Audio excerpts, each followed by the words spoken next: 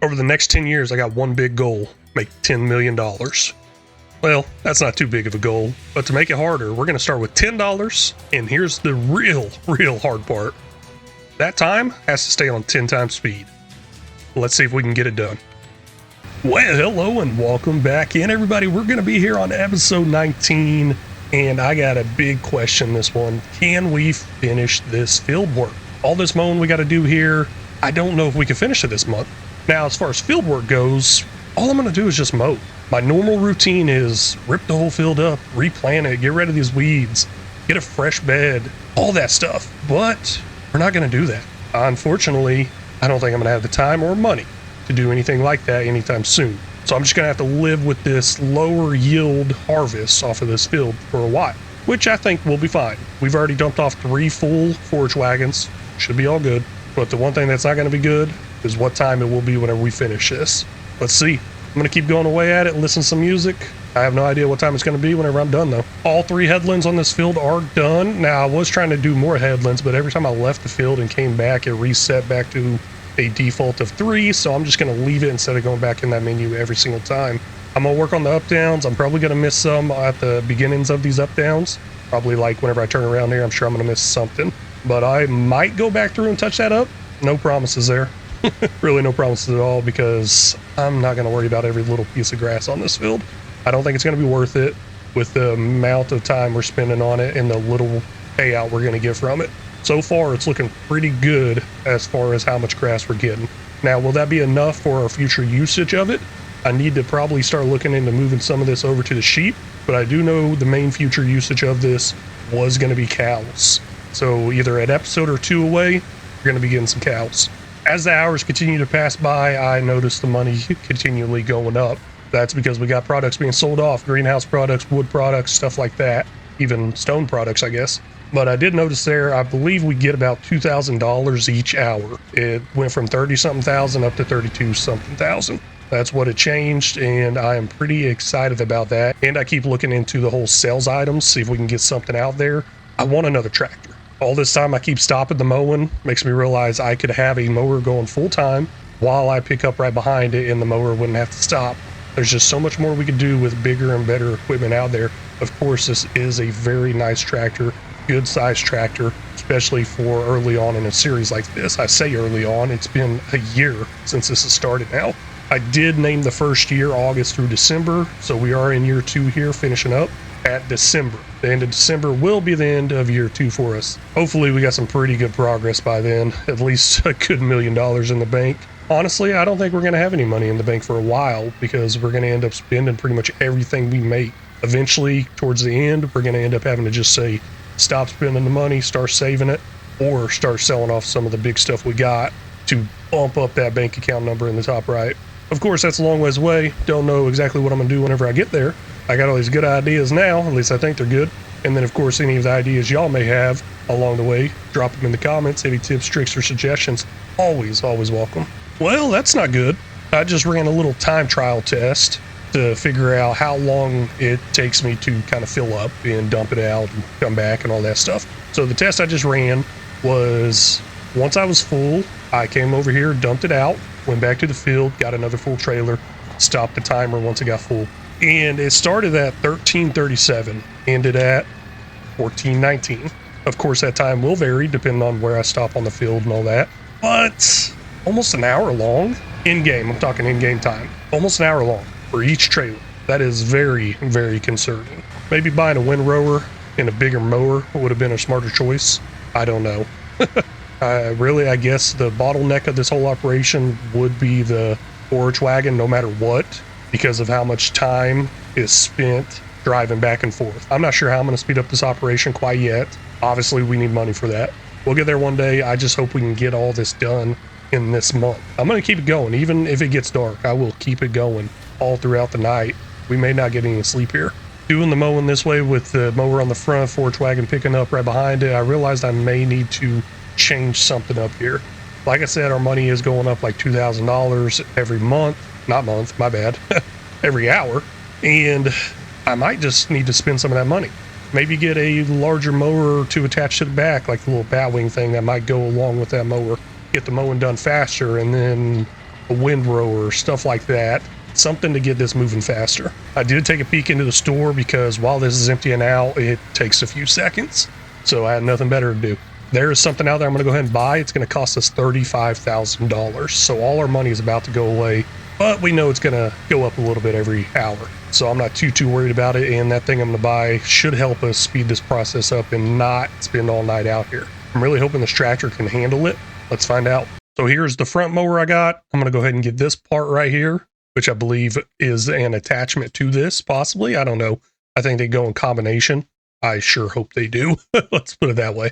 120 horsepower requirement for this one, and then this one's a 60 horsepower, so 180 horsepower requirement altogether. We have over 200, so it should run fairly smooth, hopefully. $35,000 buying that. That's ours. No delivery fees. I'm over here at the shop right now picking that up, taking us all the way down to $3,300. I would like to see that money go up pretty good before I get done mowing. That way we can end up getting some sort of windrower to possibly speed this up even more. A whole lot wider working with here. Whole lot. I believe we went up to 8.4 meters wide working with. Now, as far as me following these lines and stuff, that's not going to work out too well. I'm going to try to get what I can where I can without having to overlap and follow these lines, but I will also be able to follow some of these lines once I finish up these parts that don't line up very good. And the real problem is going to come around pickup time, because right now, no matter what, we're going to be spending a lot of time driving back and forth, picking up, dumping off, picking up, dumping off, until we get something in like a windrower. I am missing quite a bit here and there off to the sides. I'm not going to worry about it too much this time around, I don't think. If I have time later on, I'll get it. A couple things I've noticed so far running these mowers, it does travel slower. I was using the real speed mod with the front mower and the forage wagon combination. I think we were going about 15 miles an hour or so. Now I'm down to 9 right now. But it's obviously wider, and I'm looking into windrowers. We need about $20,000 for a good windrower, and I just don't know what to do there. I'm thinking about selling off these mowers, buying a windrower, and then possibly even selling off our forage wagon, then the windrower, and getting us a bigger forage wagon, basically just to keep these operations moving along a lot faster.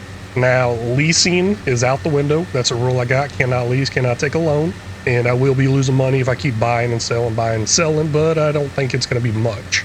Honestly, it'd probably be about the same as leasing, so that's kind of why I don't want to do that, because it's almost like leasing at that point.